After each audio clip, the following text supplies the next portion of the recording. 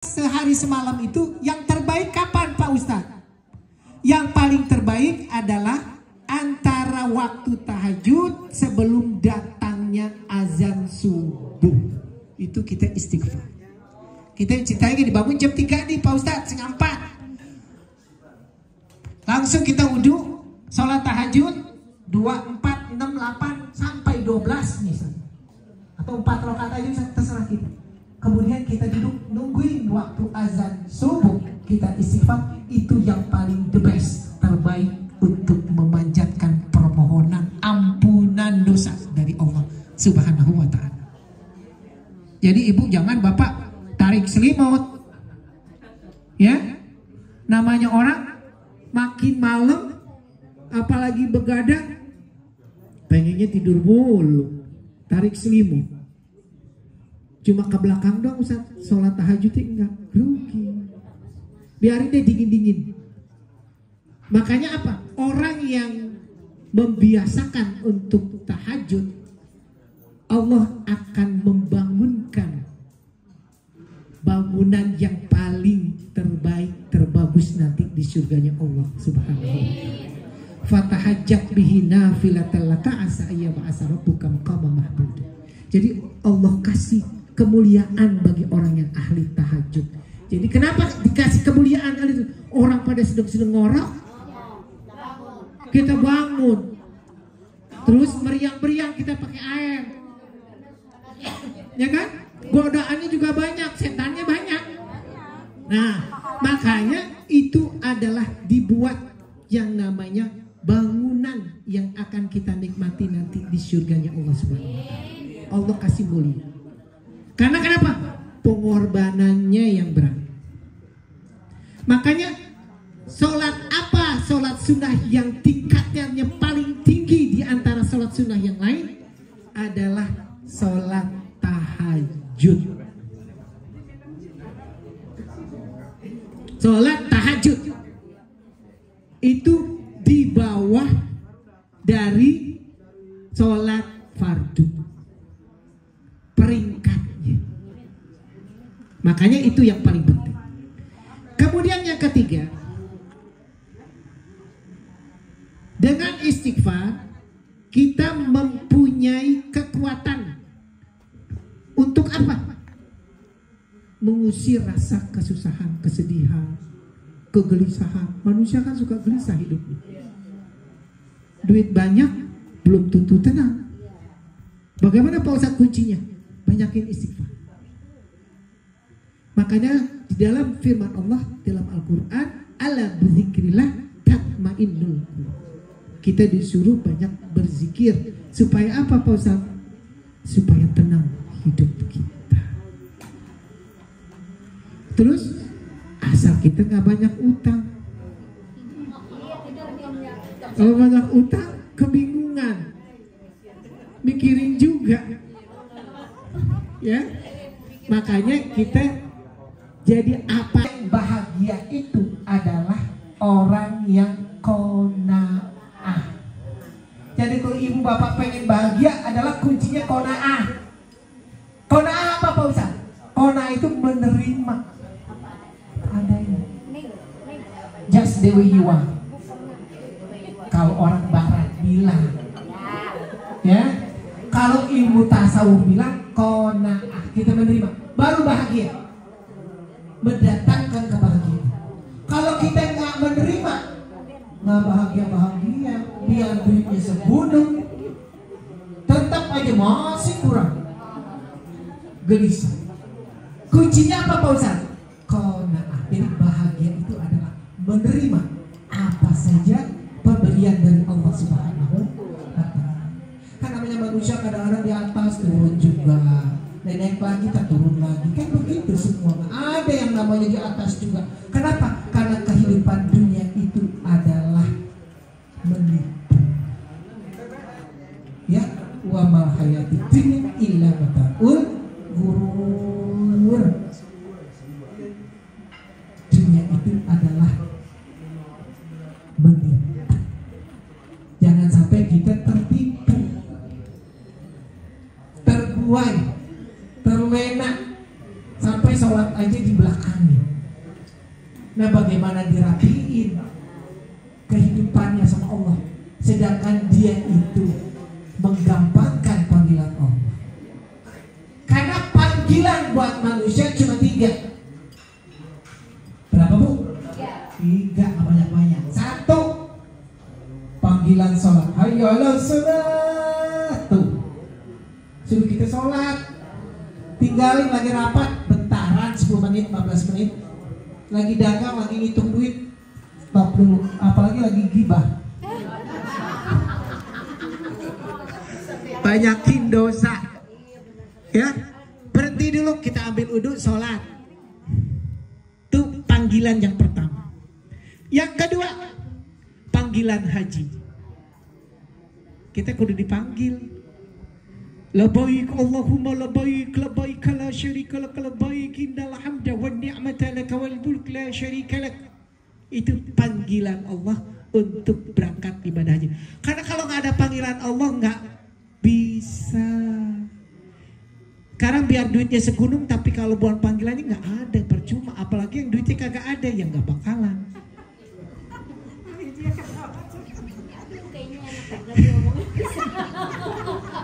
Ya, jadi semua itu panggilan dari Allah. Tadi saya cerita bahwa orang udah siap mau berangkat, cuma belum panggilan, keburu meninggal. Padahal udah masuk asrama, tinggal berangkat. Berarti semua panggilan. Manusia boleh berencana, Allah semua yang menentukan. Makanya kalau ada panggilan dari Allah untuk berangkat ibadah haji, udah bismillah, nggak usah nengok kiri kanan, jalan udah. Karena itu panggilan Allah untuk kita berangkat ibadah haji. Karena semua kita kagak ada yang tahu rahasia Allah. Apa itu? Mati itu adalah rahasia Allah.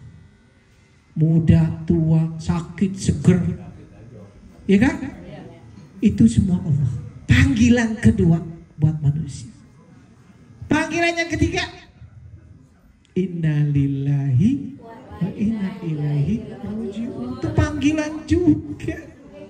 Jangan lupa, kita juga bakalan ke situ. Gak ada yang kekal. Dunia mata, dunia itu adalah ujian. Dunia sa'ah, dunia semua sebentar. Emang ada yang hidupnya sampai 100 tahun? Gak ada, Masya Allah. Umur Rasulullah 63 tahun. Berarti kalau dikasih umur 70 tahun kita masih hidup, dikasih bonus Pak Ustadz, bonus 7 tahun. Gitu. Makanya ada 2 kemungkinan. Allah masih dikasih kita panjang umur hidup kita masing-masing. Ya umurnya 40, 50, 60, 70, 80. Cuma 2 kemungkinan. 1 kemungkinan kita masih dikasih panjang umur, kita kudu harus banyak taubat kepada Allah. Makanya kita kudu istighfar, tadi Ustaz ngomong. Tobat istighfar. Karena kita nggak tahu apa yang kita lakukan, amal soleh kita kadang diselipi dengan macam-macam. Ada amal kejahatan kita. Itu semua kita minta istighfar kepada Allah. Kita dikasih waktu untuk banyak taubat. Yang kedua apa? Masih dikasih umur, masih kita dipanjang umur, karena dianggap ibadah kita masih kurang. Jangan kita merasa percaya diri. Udah sholat mulu, gue bahkan juga sholat sunnah. Gue datang terus di majelis ilmu, di pengajian, ke kajian, gue datang terus. Kita nggak ada. Gak boleh.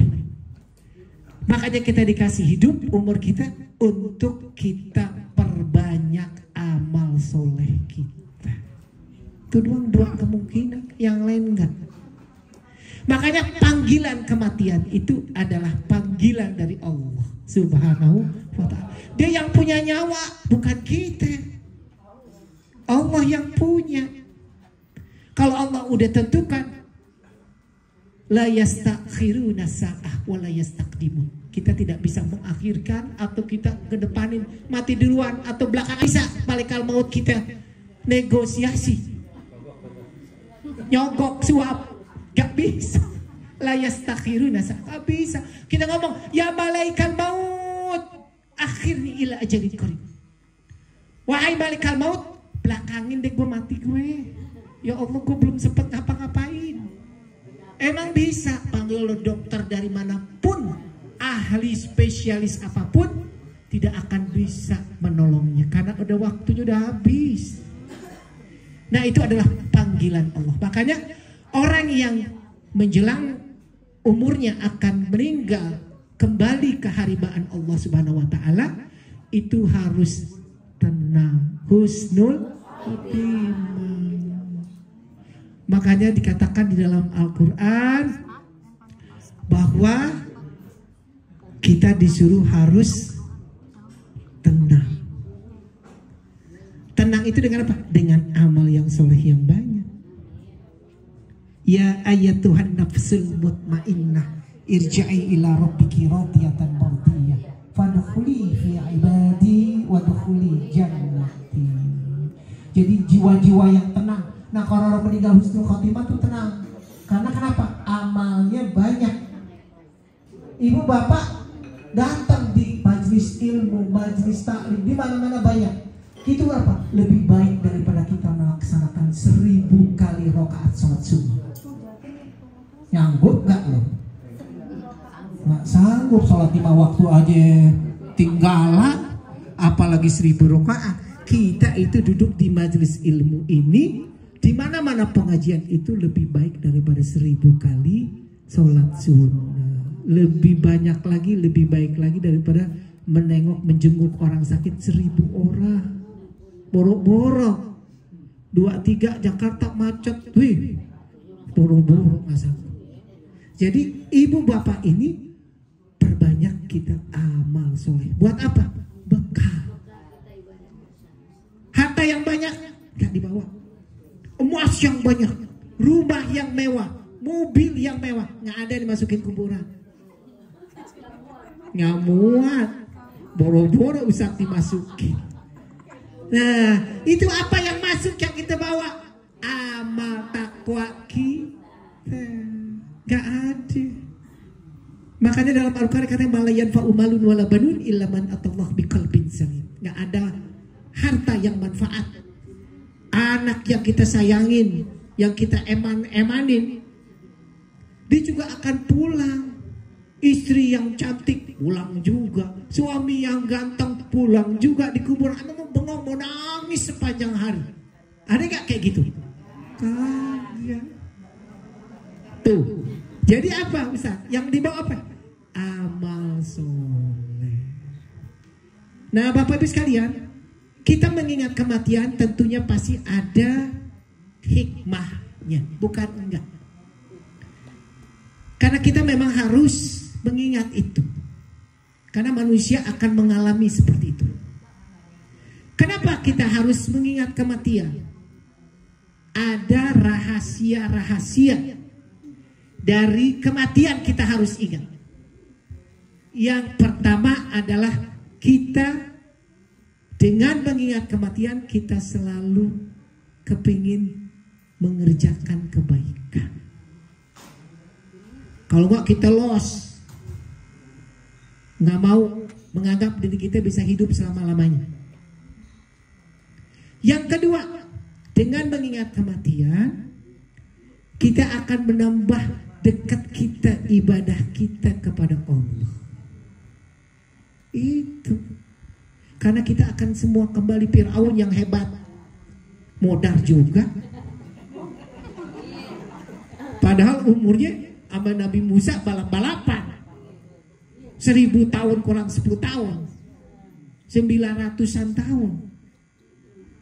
Mati juga Ustaz? Mati. Kalau mau ngikut nanti kita lihat tuh di mumi Fir'aun di Kairo, Mesir. Kita lihat tuh bagaimana muminya Fir'aun tuh kayak apa. Nah, itulah kebesaran Allah. Jadi sekuat apapun akan modar juga, akan mati juga.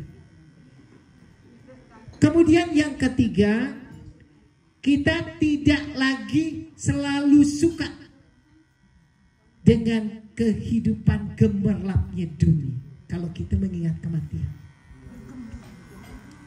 Karena semuanya akan kita lepas. Lihat, tanda-tandanya apa? Kita semakin tua, cengkraman kita makin kuat apa makin lemah? Itu tanda-tandanya. Ya, yang tadinya makannya hebat, makin tua makannya kurang.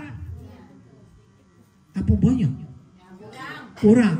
Tuh, itu adalah bagian tanda kita untuk siap-siap melepaskan kehidupan dunia.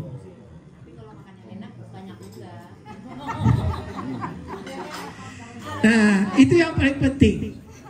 Jadi, kalau kita seperti itu, maka itu kita mengingat kematian, tentunya juga kita akan mendapatkan manfaat. Bahwa kita dengan mengingat kematian, kita semakin takut kepada Allah, semakin taat kepada Allah, semakin semangat ibadah kepada Allah. Itunya, makanya kita diperintahkan oleh Rasulullah untuk menziarahi orang yang sudah meninggal dunia.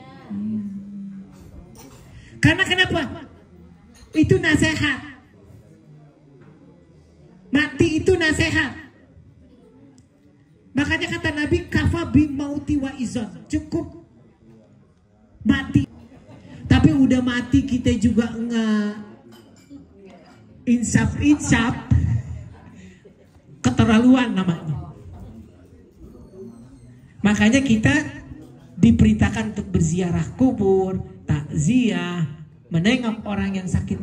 Karena itu adalah bagian nasihat buat kita. Kafa bil mauti wa izon. Cukup mati itu sebagai nasihat dari Allah Subhanahu wa Ta'ala. Jadi jangan menganggap kita super power, nggak sakit-sakit, sehat terus. Ini kaki udah pengkor dulu, udah nggak kuat Ustaz. Kenapa? Nah, itulah tanda-tanda kita untuk melepas cengkraman kita kepada kehidupan dunia. Ya kan? Mata kita rada-rada rabun, burem, percek-percek, gak kelihatan. Ya kan? Gigi udah pada mental. Itu tanda-tanda. Rambut udah pada putih. Nah, itu kita mengingatkan kita untuk tidak mencengkram gemerlapnya kehidupan dunia. Kalau itu sampai nggak sadar juga keterlaluan. Makanya apa? Nasihatnya adalah kematian. Itu adalah nasihat. Apalagi nasihat lagi? Quran. Itu juga nasihat. Kita kudu baca Quran. Sebaris, dua baris, satu ain, dua ain, sejuz. Alhamdulillah. Kan kita